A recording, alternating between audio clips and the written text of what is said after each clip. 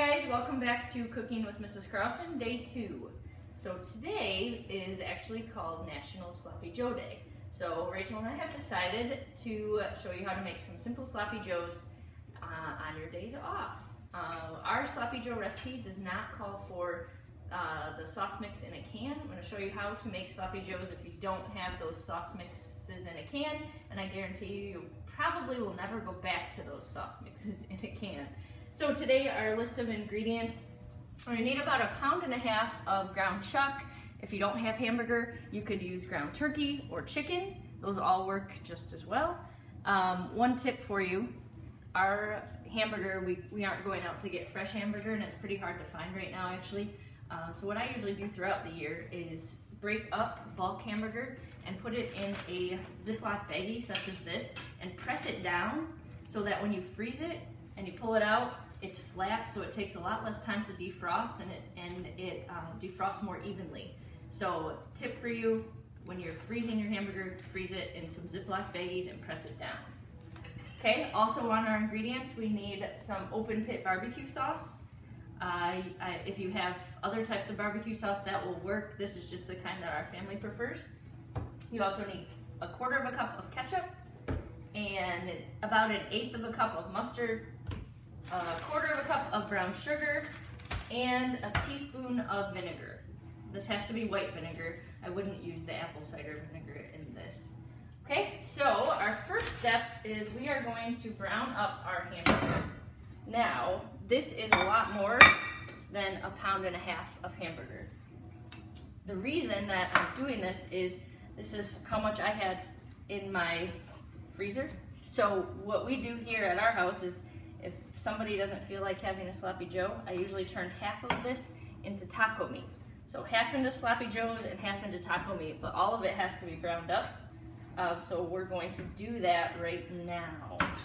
So yes, some of mine is still a little bit frozen, but when you're browning it up, if you just keep chopping it up, that will work for you. Is this why we need this taco seasoning blend? Correct. So I've got another pan out here waiting for me to transfer some of the ground hamburger into another pan so we can make that into taco meat, and we'll do our sloppy joes in here. Also, we found out yesterday when we published our video that a lot of people didn't really know how to make grilled cheese.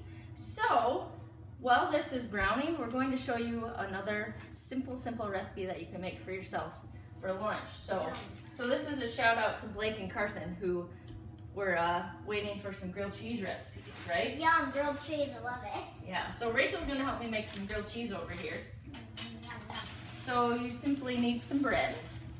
Yep, that's like the main ingredient. The main ingredient, bread and cheese, right? Yeah. Okay. That's just like the thing. You wanna try to butter our bread? Yeah, sure, I'll do it. Okay, so first step is going to be to butter one side of each piece of bread. Go like this. We'll scoop it up a little bit. Not that that's nice. Oh, you're doing great. This is a sharp knife. No, this is a butter knife. Good. I'm not cutting my finger. So we're going to butter one side of both pieces of bread. That's pretty good already. Okay. We're going to turn the oven on. Kind of medium heat. So while that's warming up, I'm going to continue browning our hamburger. I feel like we work at a 5-star restaurant. Oh, you think so? That's my good. Okay, so our meat is browning. Again, keep chopping up some of the frozen pieces. Turning that around. All right. So we'll let that continue cooking. And then we'll get back to our grilled cheese over here. Okay, so what I usually do when I make the grilled cheese is take one side or one piece of the buttered toast or bread and flip it on top. Then you don't get butter all over your counter. Yeah. Right? Yeah. Okay. Then we're gonna open up one of our cheese singles. Yum. And put it on top. Now, depending on how much cheese you like in your grilled cheese, you could move it over, break up another piece and put it on if you want 2 pieces. Rachel's not a huge extra cheesy fan. Yeah. So. Not really, but I like usually I like 2 pieces of cheese. You want 2 pieces of cheese in it? Okay. Okay. So we'll put 2 pieces of cheese in her grilled cheese. All right. So. I'm not really a cheesy person. And then just put it in the middle, and the cheese will kind of incorporate out.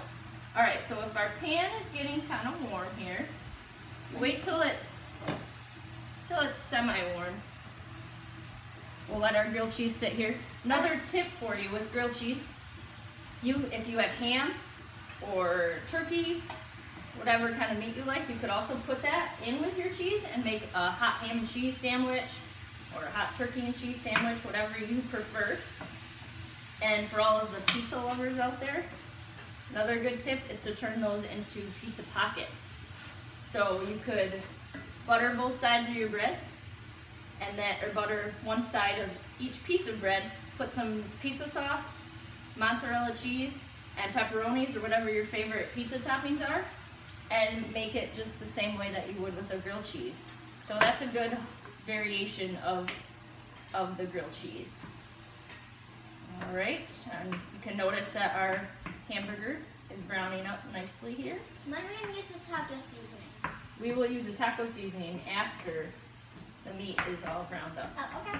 But what about this gigantic spoon? What is a gigantic spoon? I'll show you when we're going to use that. Another thing today is also called Lacy Oatmeal Cookie Day. So if you are looking for a dessert option for your lunch, you could research the Lacy Oatmeal Cookie, because I had no idea that the Lacy Oatmeal Cookie existed, so I researched that. Actually got a family recipe from one of my friends, Nona, and we are going to try that later this afternoon. So if you want to try a new dessert, I encourage you to do that as well. You can have some cookies with your sloppy joes. Okay, think our pan's warm for our grilled cheese? I'm not sure that Looks like it. All right, so then we're going to pick up one of our pieces of bread. Remember, you put butter side down. We're going to put that in the pan, and then we're going to put this piece butter side up on top of the grilled cheese. Okay, we've got a little spatula out here for our grilled cheese. Let that sit just for a little bit, and let the side of the toast of the bread warm up and turn into toast. Correct? You mean have the cheese melted? Huh? You mean wait till the cheese is melted? Yeah. We do have to wait until the cheese is melted. Okay. Just make sure you don't set the fire alarm off. Right, we should probably turn the fan on. Another good tip for you. If you have a fan over your stove, you should probably turn it on. All right. While we're waiting for this hamburger to finish browning, we'll give a shout out to all public libraries out there. Even though the libraries are closed, if you have a library card, know that you can go on most of their websites and check out materials online. So you could get magazines, books, whatever your library offers you. You can actually use your library card to check out those digital items. So go on your district libraries, your public library's website, and check it out. Luckily, Rachel and I were able to stock up at our library before the library's closed, so these are our piles of books that we hope to get through in the next couple of weeks. Yeah, books. Rachel does like reading. A lot. Okay, let's check our grilled cheese. It depends on how brown you want it. This is just lightly brown. I don't like it too brown, do you? No. No, so use your spatula and press it down a little bit. That will help with the melting of the cheese. How do you think our hamburger looks? It looks really good right now. Yeah. What do you like inside your grilled cheese? Well, just the cheese. Just cheese? You don't like putting meat in it? No, I don't really like putting meat. No ham and cheese for you? No. Okay, I'm gonna grab a bowl because we have to drain the grease from this hamburger. Because if you leave all of this grease in here, this is all the fat, and it's not going to taste very good, and it's not good for you. Okay, so let's check our grilled cheese before we do that. Hey, you're a chef, Mother. That look pretty good to you? Yeah, that looks really good. Look at that. That's all it takes to make a grilled cheese. We need a plate. That's an easy grilled cheese. That is an easy grilled cheese. All right, we're gonna turn that off. We've got our grilled cheese done. Rachel's lunch is ready. We don't want a fire hazard. That's right. Okay, so now I'm gonna show you how to drain grease. You could put this through a colander, but then that makes kind of a big mess. Yeah. So, we don't want to mess in right. the kitchen. I don't know if you can see this or not. But what I'm gonna do is spin my handle around.